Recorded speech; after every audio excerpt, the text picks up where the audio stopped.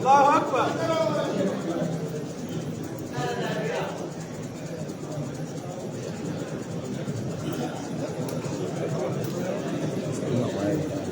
السلام عليكم ورحمة الله وبركاته.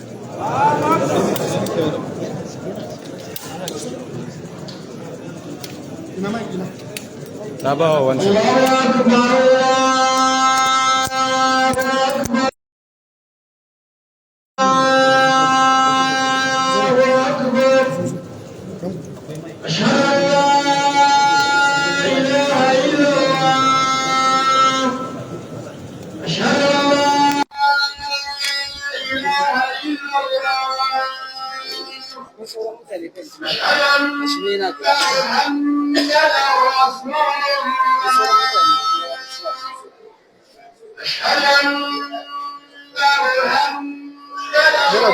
يا محمد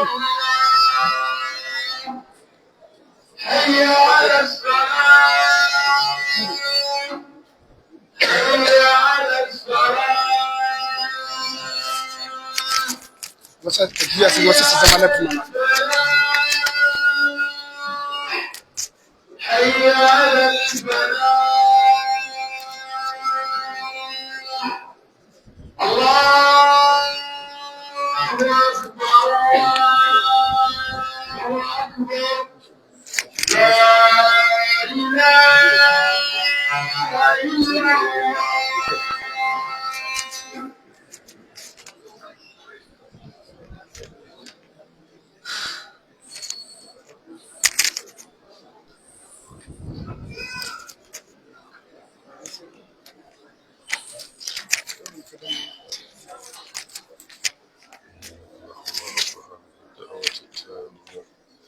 والصلاة القائمة على محمد والسلام وبارك مقام محمود والنبي محمد رضيت بالله ربا وبالإسلام دينا وبمحمد صلى الله عليه وسلم.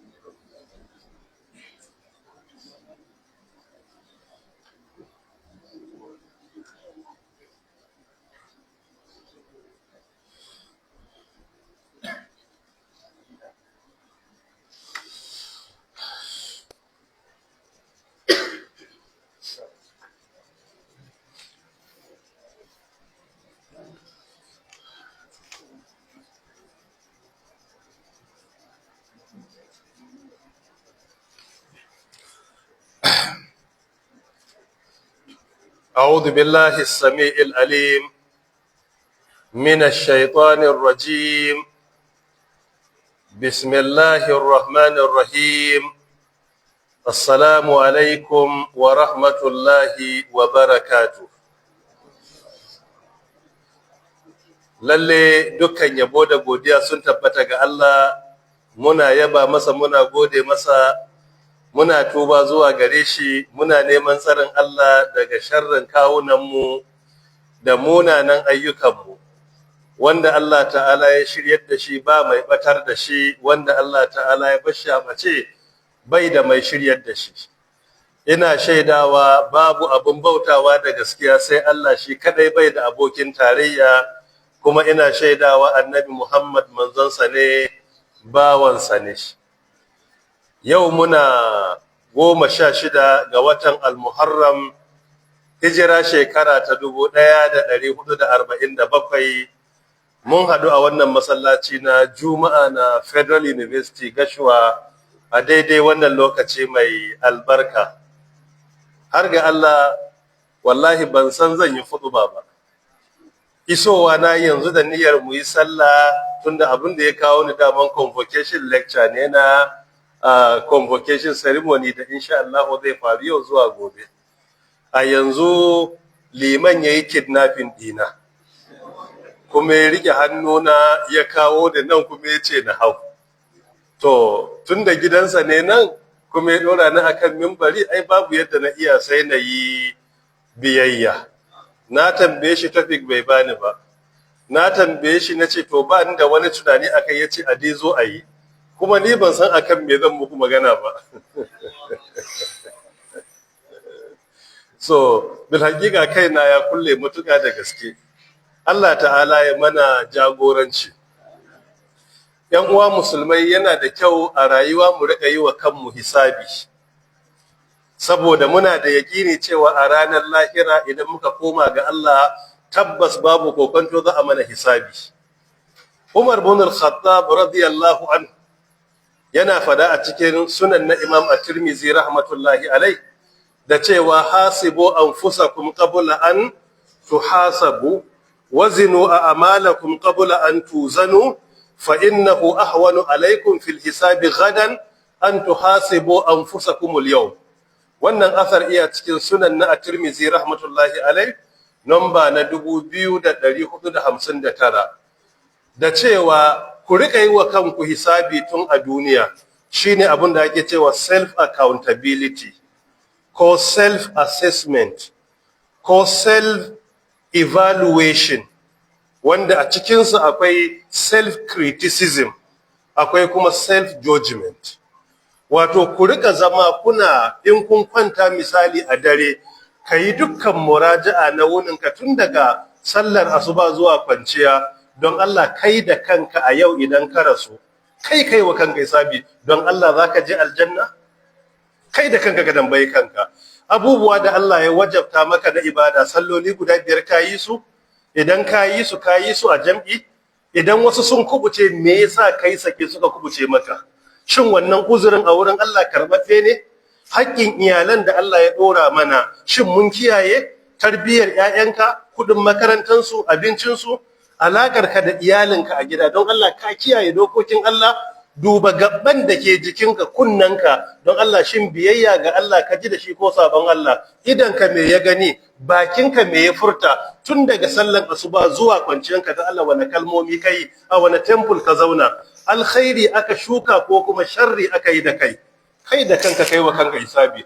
Idan da muna yin wannan, wataran ɗan adam da kansa zai gaya kansa bai dace shiga aljanna ba, shi mutum da kansa in zai adalci.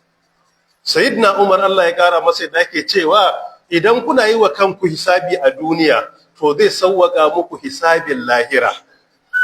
Ai kaman nan makaranta muke, ɗalibai suka rubuta test, akwai homework ko assignment, sannan wani lokaci akan yi wasu abubuwa da za a baka area na jarabawa. Duka menene? In ka dan yi test over 10 zaka iya gane ina kake da matsala, ina ne baka da shi.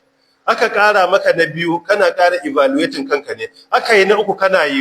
Before abu a yi semester ta kare, sai ka ga wani lokaci wanda ya fahimci test na 1 da 2 da 3 ko gwargwadon abin da aka bashi da homework, sai ka ga jarabawan ya zo da sauki. Me dalili? Saboda an gwaggwada shi gabanin jarabawan karshe. Amma hatsarin da muke ciki a yanzu, ba a taba turo mala'ika ya zo ya mana jaraba mu gane mu za mu dace ko ba za mu dace ba. Wani ya rayu a duniyar shekara 40, wani 50, wani 60, wani 70, wani 80, babu wani jarabawa da aka turo mala'ika ya mana bare mu gane irin yanayin tambayoyin lahira da tambayoyin kabari yayi suke. Kawai ka shiga jami'a tun daga 100 level babu test, babu exam, sai ka zo final year sai a ce tun daga 100 level har zuwa 4th year ko 5th year za a hada jaraba a maka, jama'a zai zo da sauki? To shi sa a duniya tun da babu tsarin a turo mala'iku su mana jarabawa, to mu rika yi wa kanmu. Annabi sayyidina Umar ke cewa in kuna yi wa kanku hisabi, to hisabin lahira zai zo da sauki. Kai ne ka je aikin haji, ka hada jaka da ake auna, aka ce kowa ya dauki jaka kilogram 40, kai sai ka tashi ka hada jaka babba, baka auna ta ba, baka yi komai, baka zo airport, za ka yi ta zuwa da ɗarɗarɗin shin wannan 40 ne ko ta wuce. Kana zuwa kaga wani ya shiga an koro shi an ce tasa ta yi nauyi, kana cikin damuwa. Amma kaddara daga masaukin ka gabanin ka fita sai ka samu skeli, sai ka dora jakar, sai ka ga 38 kg ne, to kana zuwa airport da nutsuwa. Dan me? Baka da fargaban awu na nan gaba. Amma in baka auna jaka ba ka je airport kuma tana da nauyi, to a cikin fargaba kake. To shi sa kullum a duniya yi wa kanmu hisabi yana sauwaka mana hisabin lahira. Shi sa Allah ya ja hankalinmu a Qur'ani da cewa ya ayyuhalladhina amanu taqullaha wal tanzur nafsun ma qaddamat lighadin wattaqullaha innallaha khabirun bima ta'malun wa la takunu kalladhina nasullaha fa ansahum anfusahum ulaika humul fasiqun suratul hashr aya ta 18 da 19. Allah ya ce ya ku jama'ar da kuka yi imani, kowace rai ta duba mai tai dan gobe kiyama. Kowa a cikin mu ya duba menene yayi don lahira. Ku kiyaye dokokin Allah, ku sani Allah yana kiyaye da abin da kuke aikatawa.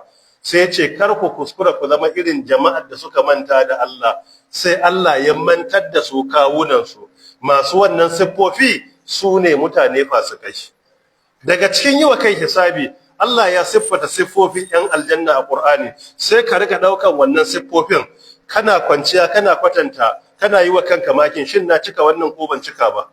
Misali duba farkon suratul mu'minun, qad aflaha almu'minun alladhina hum fi salatihim khashi'un walladhina hum anil laghwi mu'ridun walladhina hum lizakati fa'ilun walladhina hum lifurujihim hafizun illa ala azwajihim aw ma malakat aymanuhum fa innahum ghayru malumin فمن ابتغى وراء ذلك فأولئك هم العادون والذين هم لأماناتهم وعهدهم راؤون والذين هم على صلواتهم يحافظون أولئك هم الوارثون الذين يرثون الفردوس هم فيها خالدون. daga aya ta 11 suratul mu'minun sai ka rika aunawa da kanka ka gani don Allah siffofin da Allah nan ya faɗa na cika su. Ka gwada yi wa kanka izam, ɗauki takarda ka rika rubutawa kaza akan sallah, alhamdulillah na yi sallah, shin ka yi ta da khushu'i, ka yi ta da nutsuwa, ka yi ta yadda shari'a ta karantar da kai ka yi. Mu rika yi wa kanmu irin wannan. Duba kamar ra'adi da Allah ya kira sifofin bayan Allah, afaman ya'lamu annama unzila ilayka min rabbikal haqq كمن هو أعمى إنما يتذكر أولو الألباب الذين يوفون بعهد الله ولا ينقضون الميثاق والذين يصلون ما أمر الله به أن يوصل ويخشون ربهم ويخافون سوء الحساب والذين صبروا ابتغاء وجه ربهم وأقاموا الصلاة وأنفقوا مما رزقناهم سرا وألانية ويجرؤون بالحسنة السيئة أولئك لهم عقبى الدار جنات عدن يدخلونها ومن صلح من آبائهم وأزواجهم وذرياتهم والملائكة يدخلون عليهم من كل باب سلام عليكم بما صبرتم فنعم عقبى الدار. suratul ra'd dauki aya ta 19 20 21 22 23 24 ko ba da 25 sai ka auna ka dora kaga da Allah siffofin nan ka cika su ko baka cika ba. Je kan karshen suratul furqan wa ibadur rahmanil ladina yamshuna 'alal ardi hawnan wa idha khatabahumul jahiluna qalu salama wal ladina yabituna li rabbihim sujadan wa qiyama wal ladina yaquluna rabbana asrif أن عذاب جهنم إن عذابها كان غراما إنها ساءت مستقرا ومقاما والذين إذا أنفقوا لم يسرفوا ولم يقتروا وكان بين ذلك قواما والذين لا يدعون مع الله إلها آخر ولا يقتلون النفس التي حرم الله إلا بالحق ولا يزنون ومن يفعل ذلك يلقى أثاما يضاعف له العذاب يوم القيامة ويخلد فيه مهانا إلا من تاب وآمن وعمل عملا صالحا فأولئك يبدل الله سيئاتهم حسنات وكان الله غفورا رحيما ومن تاب وعمل صالحا فإنه يتوب إلى الله متابا والذين لا يشهدون الزور وإذا مروا باللغو مروا كراما والذين إذا ذكروا بآيات ربهم لم يخروا عليها صما وعميانا والذين يقولون ربنا هب لنا من أزواجنا وذرياتنا قرة وجعلنا للمتقين إماما أولئك يجزون الغرفة بما صبروا ويلقون فيها تحية وسلاما خالدين فيها حسنت مستقرا ومقاما قل ما يأبأ بكم ربي لولا دعاؤكم فقد كذبتم فسوف يكون لزاما سورة الفرقان daga aya ta 63 zuwa ta 77 sai ka dauki irin waɗannan sai ka riga dora kanka akai kaga shin don Allah wanne ka cika wanne ne baka cika ba. Yi wa kanmu hisabi iya da matukar muhimmanci. Ana yi wa kai hisabi a mataki uku. Gabannin ka yi aiki sai ka yi hisabi. Shin yanzu aikin nan da zan yi Allah ya yarda da shi ko bai yarda da shi ba? In bai yarda da shi ba sai ka fasa. In ya yarda da shi sai ka ce to idan zan yi don Allah zan yi ko ba don Allah ba. In ba don Allah bane sai ka gyara zuciyarka gabannin ka fara kai don Allah. A cikin aikin ka yi muraja'a kaga aikin shin kana yin sa yadda ya dace ko bai dace ba. In ka kammala aikin kuma sai ka yi muraja'a ka roki Allah inda ka dace taimakon sa ne inda ka kuskure kasawa ce ta dan adam Allah ya yafe maka.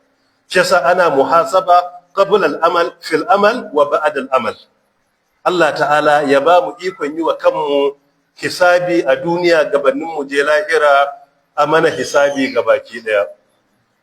Gaba na biyu, Annabi sallallahu alaihi wasallam ya karantar da mu wasu ayyuka na alkhairi da ya dace mu yi a rayuwar duniya, wanda shi ma zai kai wa kanka hisabi kaga ka yi su ko baka yi su ba. Idan baka yi su ba, wani plan kake da shi nan gaba ka yi su. Shine abin da ake kira sadaqatun jariya, sadaka mai gudana. Ba ana yin ta ne sai an rasu ba, tun a duniya mutum ana so ya samar wa kansa ayyuka masu gudana. Ni da ku duka mun amince za mu bar duniya. Yau ba mu sani ba, gobe ba mu sani ba, jibi ba mu sani ba, amma dukkaninmu kowa san a wannan wurin ba tabbata za a yi ba. Sallah da muke a nan wurin yanzu, idan muka rasu daga nan ladan sallah ya kare, don ba za mu yi ta ba. Azumi ya kare, tafiya masallaci ya kare, waɗannan aikin hajji ya kare, umra ya kare. Me ke wanzuwa bayan mun rasu shine sadaqatun jariya, sadaka mai gudana da muka bari a bayanmu. To sai zama ka koma ga Allah, amma ayyukanka na alkhairi suna saduwa zuwa gare ka, kamar yadda hadisi a cikin sunan na Imamu Ibn Majah rahimahullah yazo, hadisi na 224. Manzon Allah tsira da aminci tabbata gare shi da cewa inna mimma yalhaqul mu'min min amalihi wa hasanatihi ba'da mautihi, daga cikin abun da ke saduwa ga mumini na ayyukansa na kwarai bayan ya koma zuwa ga Allah, sai ce na farko ilman allama wa nashara, ilimin da ya koya ko ya karantar, littattafan da ya rubuta, bincike na ilimi da ya yi, video cassette da aka yi recording, audio da aka yi recording ake amfanuwa, shine ilimin da mutum ya koya ya karantar. Yana da matukar muhimmanci mutum ya yi kokari ya zama ko bai koyar da wasu a gidansa yana fara karantar da 'ya'yansa kanana. In kana son cin ribar rayuwa, ya zama 'ya'yanka ko 'ya'yanki a bakinku suka koyi suratul Fatiha, wato ta sallah, ya zama duk rayuwarsu in an karanta Fatiha kana da lada. A bakinka suka koyi kulhuwa, falaki, nasi, waɗannan da ake ta maimaita su a lokacin neman tsarin Allah da taimakonsa. Daga alamtara zuwa nasi, ko daga sabbi zuwa nasi, ya zama ka koyi tarbiyyar iyayenka suka koya maka. Allah ya ji kan magabatanmu, su suka fara koya mana Fatiha. To the extent that irin Fatiha, kulhuwa, falaki, nasi, mutum bai tuna ma yaushe ya iya su, saboda shekarun sun yi karanci. So kula ga wannan, ko da ba abin da za ka iya ya zama a cikin gidanka, waɗannan surori da ake koyansu don a bauta wa Allah a bakinka yara suka koya. Karantar da su irin azkar na safiya da yammaci, irin na Hisnul Muslim, ko da ba duka baka duba wasu muhimman babuka, ka koya musu ya zama a bakinka ya'yanka suka koya. Ya zama ko da ka koma zuwa ga Allah, dukkan tsawon rayuwarsu kana da wannan ladan. Kuma su ma su koya wa 'ya'yansu, Allah zai baka wannan ladan. In akwai 'ya'yan riko a hannunka, ka koya musu. In akwai marayu a anguwar, su rika shigowa gidanka kana koya musu, ko da duk sati minti 30 ne, ka ware ya zama duk karancin karatunka ka koyi wani, ka koya wani. Saboda waɗanda suke karantar da addini har ga Allah gara basa suke diba. Duk wanda ya koya maka sallah har ka koma ga Allah iya da ladan sallan da kake yi. Wanda ya gyara ma kuskure dai a sallah har ka koma ga Allah iya da ladan wannan gyaran kuskuren da ya maka, matukar ka gyara. So kar a ci da rabonmu, mu ma mu yi tarayya wajen karantar da alkhairi duk kankantan abin da za mu iya. Shine ilman wa allama wa nashara. Na biyu kuma awwaladan salihan taraka, ɗanka na kwarai da ka bari a bayan ƙasa, shi ma sadakatun jariya ne, sadaka ce mai gudana. Duk ɗan da ka bari, saboda duk ibadar da yake ta alheri Allah yana iya maka tarayya akan lada. Kuma mafhumul mukhalafa, idan ka bar ɗa babu tarbiyya, kai ka kasa wajen tarbiyyantar da shi, idan yayi sabon Allah kuma fa kana da zunubi a ciki. Dan haƙƙin da Allah ya dora na tarbiyya baka kiyaye shi ba. Na uku, au musafan warrasa, ko kuma copies na Qur'ani da muka fansa muka bayar da su ana karanta fi sabilillah. Na daga cikin muhimman sadakatun jariya shine mu rika making sacrifice, muna fansan Qur'anai, muna bada guduma wasu a makarantu da masallatai, ka kai can 5, can 10, can 20, can 30. idan ka yawaita wannan dukkan harafin da aka karanta a Qur'ani insha Allah ta'ala kana da ladansa, lada guda 10 a ciki.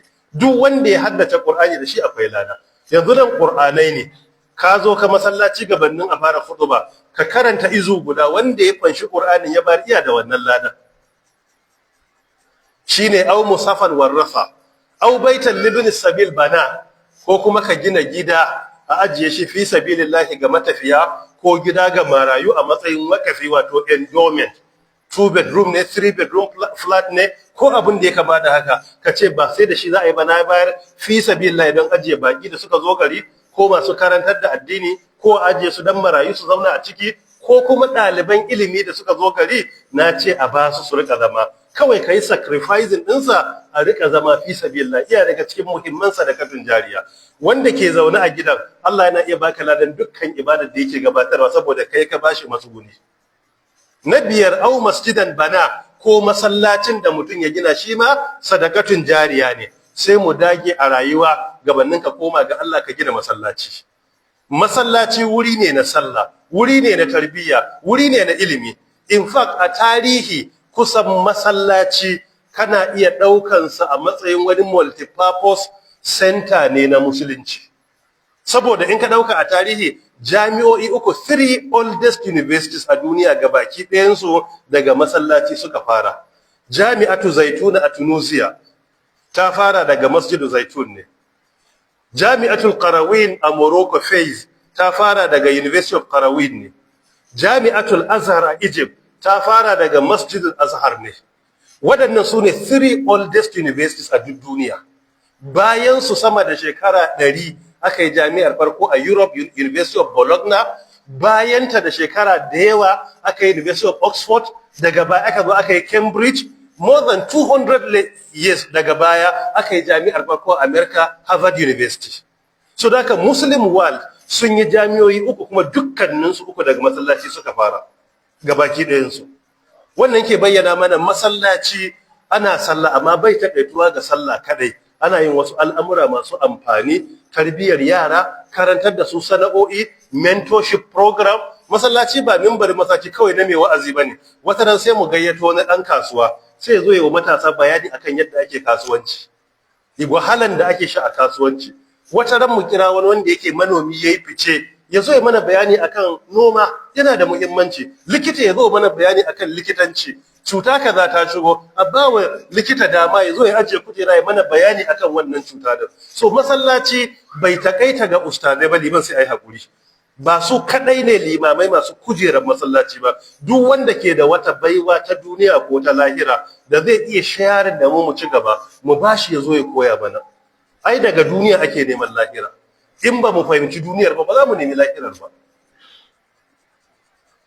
Auna haran ajira, ko kuma idan ruwa idan mutum ya samar, kaman famfo ko rijiya ko bohol, ko irin ranar juma'a ana rana mutum ya sai katon na ruwa ya kawo a sha, yana da muhimmanci. To in ka samar da idan ruwa kamar na rijiya ko bohol, sadakatun jariya ne.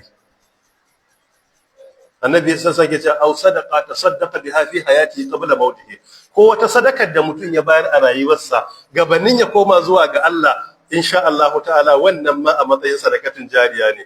Ko yana raye ya bayar, wanda sadakatun jariya bai takaita akan wannan kadai ba. In muka duba hadisin Muslim na 1631 ya ce idza ma tabnu adam in qata amaluhu illa min thalathin. Wannan hadisi kaga ya kira guda 3 a nan wurin, amma wannan ya kara guda 3 zuwa guda 4. So kula ga wannan sadaka, mutum yana iya wasiya ce idan ya bar duniya 10% na duk abin da ya mallaka da Allah a ware shi ayi wani aiki na alkhairi da shi. Shi ma sadakatun jariya ne. Yana da matukar muhimmanci yin wasiya da abin da muka mallaka in mun koma ga Allah, certain percentage a dauke shi ayi aikin addini da shi, musamman ga wanda suke da rufin asiri. Yana da muhimmanci.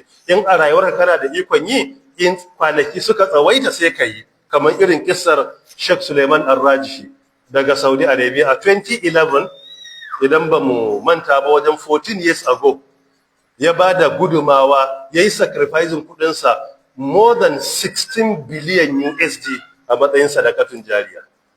Ya zo duniya iya ɗan talaka, yana aiki a hotel, yana kuma sai kai jaridu inda ake bukata a karanta dan aika yake.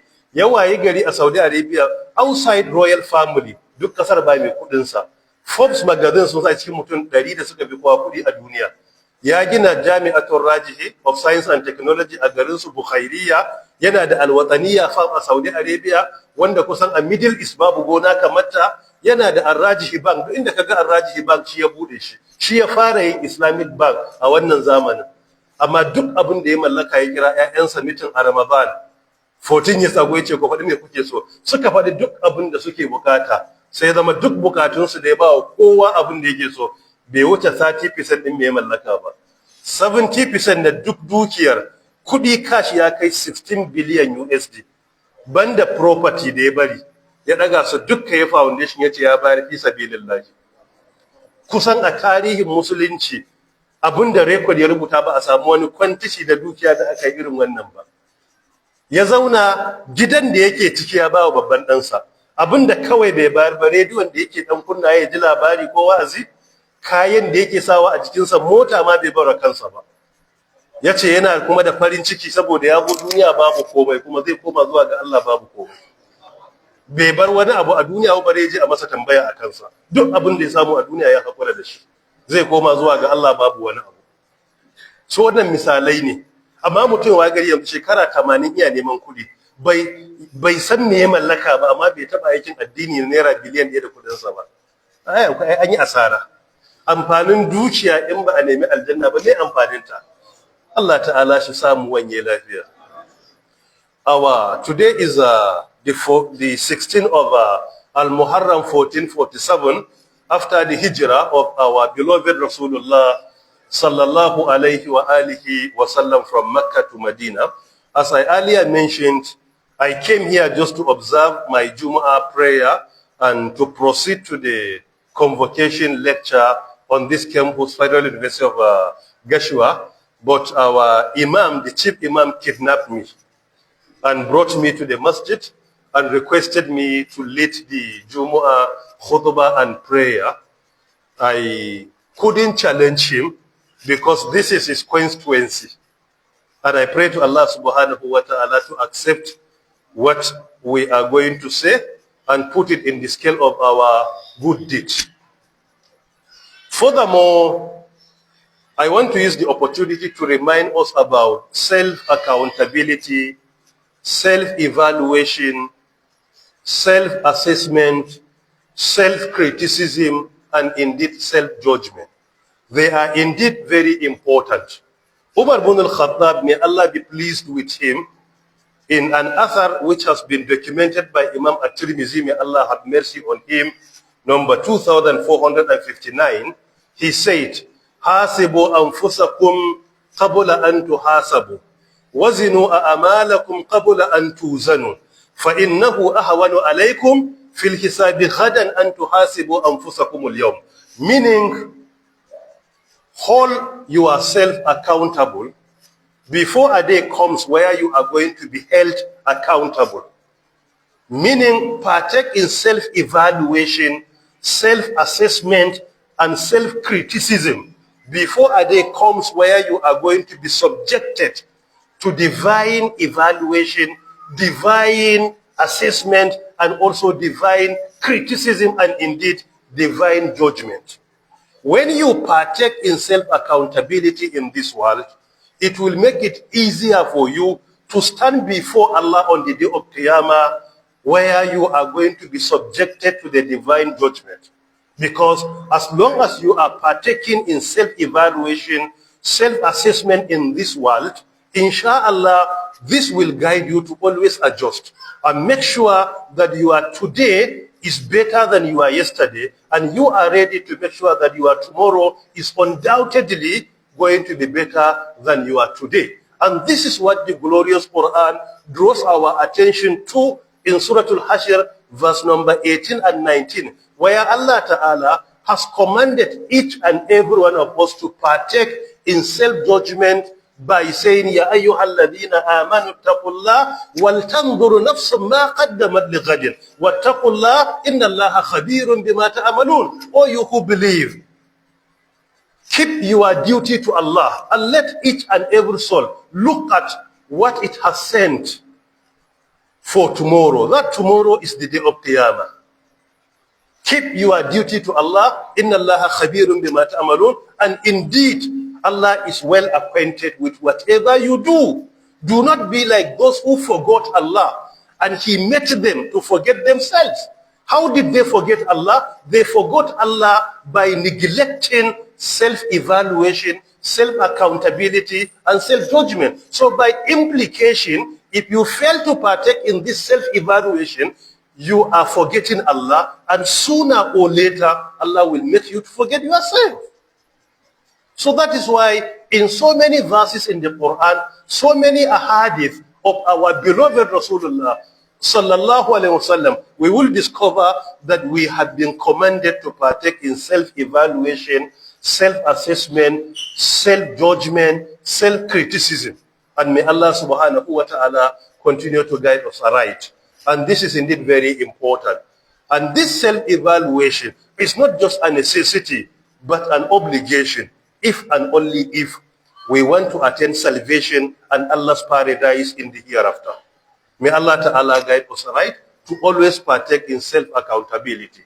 Furthermore, our beloved Rasulullah sallallahu alayhi wasallam encourages each and every one of us also to make sure before we depart this world, we establish certain categories of sadaqatun jariyah, that is ongoing charity or uninterrupted charity. And this is indeed very important.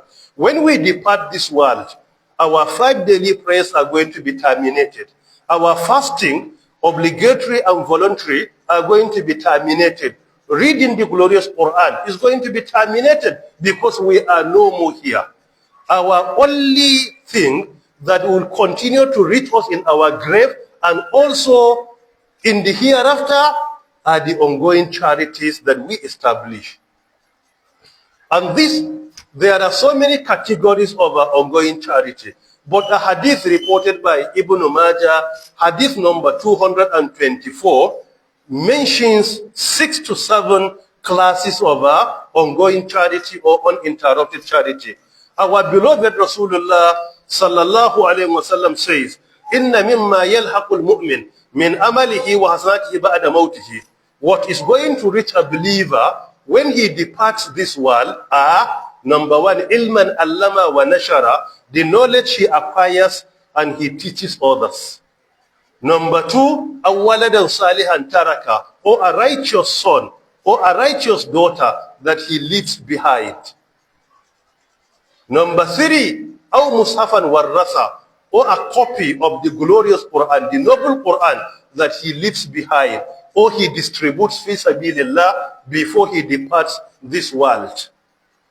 Number 4, aw naharan ajra, or a well he provides, borehole, or any source of water that people benefit from it, including animals. This is going to be served as his ongoing charity. Aw baytan libni sabil bana, or a house he builds for orphans or travelers or for visitors where people stay in this house. This is going to be his ongoing charity. In addition, aw masjidan bana, or a masjid he builds. Building a masjid is very important Islamically, and we should make sure that when we intend to build a masjid, we should build in a community where that masjid is needed. Not necessarily to be competing in building masajid in our towns and cities, in a situation where between two of them sometimes it's not more than 15 meters. This is unfortunate. But let us make sure we build a masjid where that masjid is needed, whether our town or any other town, including outside our country. As long as that masjid is needed, go and provide in a community where it is needed and it is going to be maintained, inshallah. And finally, or any amount of money he sacrifices as part of his will or while in this world, he writes his will that when he departs, this percentage is going to be taken before sharing his estate among his heirs or inheritors. And this is to be dedicated in serving humanity or serving Allah's religion or anything that is beneficial to humanity. And this is going to be counted as part of and parcel of his ongoing charity. May Allah Ta'ala give us the ability to excel in self-evaluation, self-criticism, and self-judgment. And may He give us the ability and the wherewithal to establish all these categories and classes of ongoing charity before we depart this world. And it is also important to do for our departed parents. Let us make sure that we remember our departed parents and establish these classes of ongoing charity for them. And the reward, inshallah, is going to reach them, whether in their grave or in barzakh or in the hereafter. May Allah subhanahu wa ta'ala guide us right. Inna alhamdulillah, nahmaduhu wa nasta'inuhu wa nastaghfiruh, wa na'udhu billahi min shururi anfusina wa sayyiati a'malina. Man yahdihillahu fala mudilla lahu wa man yudlil fala hadiya lahu. وأشهد أن لا إله إلا الله وحده لا شريك له وأشهد أن محمدا عبده ورسوله يا أيها الذين آمنوا اتقوا الله حق تقاته ولا تموتن إلا وأنتم مسلمون يا أيها الناس اتقوا ربكم الذي خلقكم من نفس واحدة وخلق منها زوجها وبث منهما رجالا كثيرا ونساء واتقوا الله الذي تساءلون به والأرحام إن الله كان عليكم رقيبا يا أيها الذين آمنوا اتقوا الله وقولوا قولا سديدا يصلح لكم أعمالكم ويغفر لكم ذنوبكم ومن يطع الله ورسوله فقد فاز فوزا عظيما فيا إخوة الإيمان ويا أمة الإسلام خطبتنا في هذه الجمعة تذكرنا حول المحاسبة وحول الصدقة الجارية. أما المحاسبة فهي من أعمال القلوب التي أوجب الله عز وجل علينا جميعا. وقبل ذلك يقول عمر بن الخطاب رضي الله عنه حاسبوا أنفسكم قبل أن تحاسبوا وزنوا أعمالكم قبل أن توزنوا فإنه أهون عليكم في الحساب غدا أن تحاسبوا أنفسكم اليوم. وقال الله جل ذكره يا أيها الذين آمنوا اتقوا الله ولتنظر نفس ما قدمت لغد واتقوا الله إن الله خبير بما تعملون ولا تكونوا كالذين نسوا الله فأنساهم أنفسهم أولئك هم الفاسقون. لا يستوي أصحاب النار وأصحاب الجنة أصحاب الجنة هم الفائزون. اللهم اجعلنا منهم.